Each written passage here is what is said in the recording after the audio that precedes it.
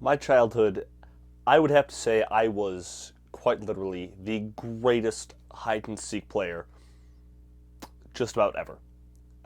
I would hide in places that nobody else would be able to find, and I was good. I mean, really, really good. I was the greatest hide and seek player ever. I would hide places people would not be able to find me for hours on end. I was so good that kids eventually just stopped looking for me. They stopped playing with me in general, and I would just hide all the time. I would hide in large crowds. I would hide in tiny spaces. I would hide wherever I could physically fit myself. And I was good. I was the best. Hands down. It was 1984 in Kenosha, Wisconsin, and I was just entered in the local county hide and seek contest. And after 6 whole days of not being able to find me, I was finally located by an employee of the National Hide and Seek Association, the NHSA, and he approached me with a sponsorship and a contract to get into at first amateur level hiding. I was in the minors for a little bit, but then after a really good performance, the American hide and seek team, the anchor of the team, goes down with an injury. I get called up. Rest is absolute history.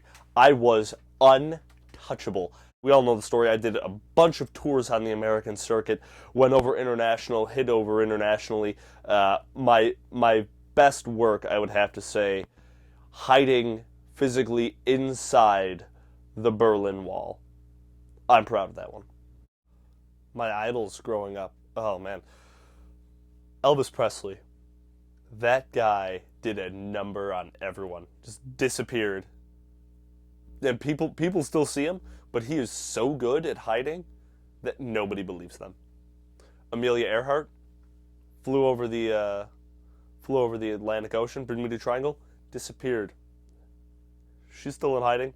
Nobody's seen her since. Same with Bobby Fischer. Poof. I mean, granted, when I hide, I go hang out with them. They have welcomed me into their circle. And it's just hiding with people like that. Bigfoot and the Loch Ness Monster as well. They are just phenomenal, phenomenal hiders. I also love Bob Hope. He's a funny guy.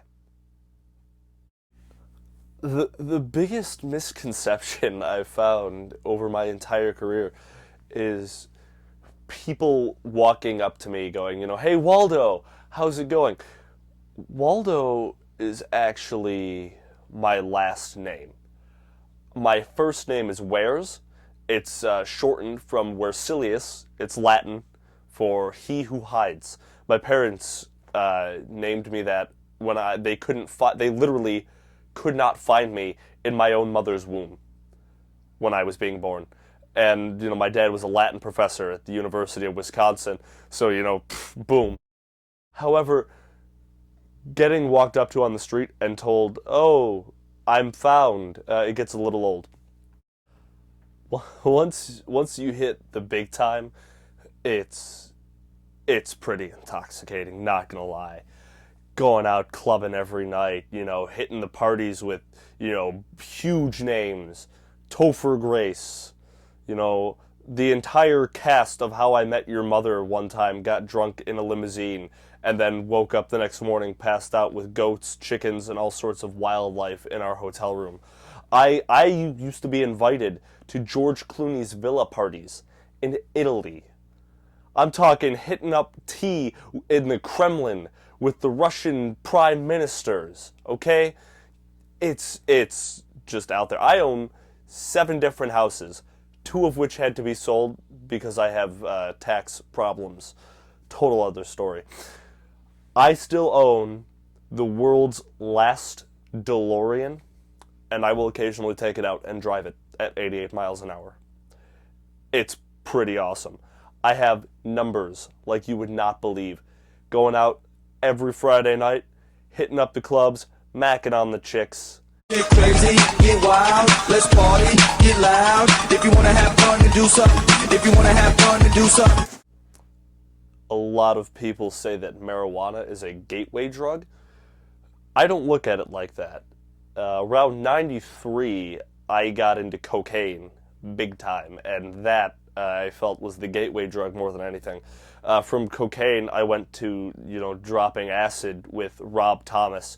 I don't remember large chunks of the entire year of 1993. From April to August, complete blackout haze. And from there, it only got worse. It started affecting my hiding. One time I was found in a record 12 seconds only because I passed out at the starting gate of the hiding competitions. It was bad. There was long strings of just copious amounts of drugs, partying. I got into a huge amount of debt.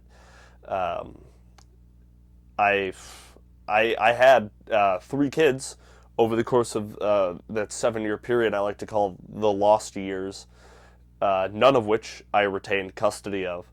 I was it got so bad that at one point Charlie Sheen sat me down to have an intervention, and when that happens, I felt it was time to get my life straightened out.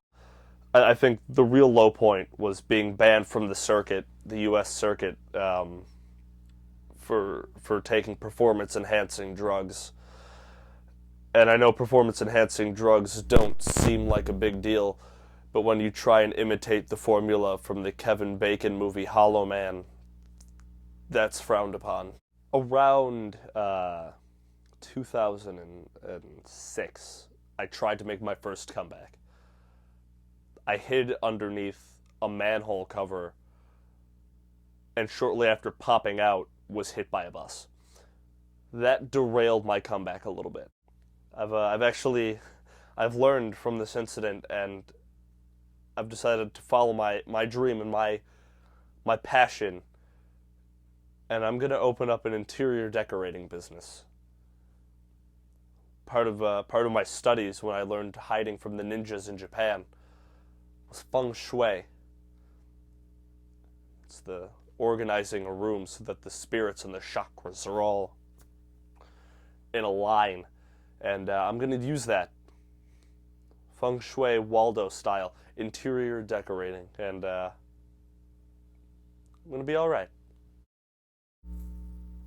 What are what are the greatest moments I've ever had as a hider? Moment number 1, hiding in the back seat of a fighter jet shortly after takeoff, jumping out and yelling, "Boo!" You ever see a fighter pilot shit his pants? Number 2, hiding behind the curtains in the Oval Office during the Clinton presidency. I never actually popped out, but I was used as a witness twice.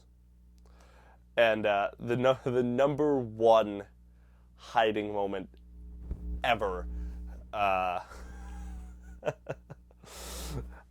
Roswell made the entire thing disappear with me. But yeah, no, last name Waldo, first name Wares.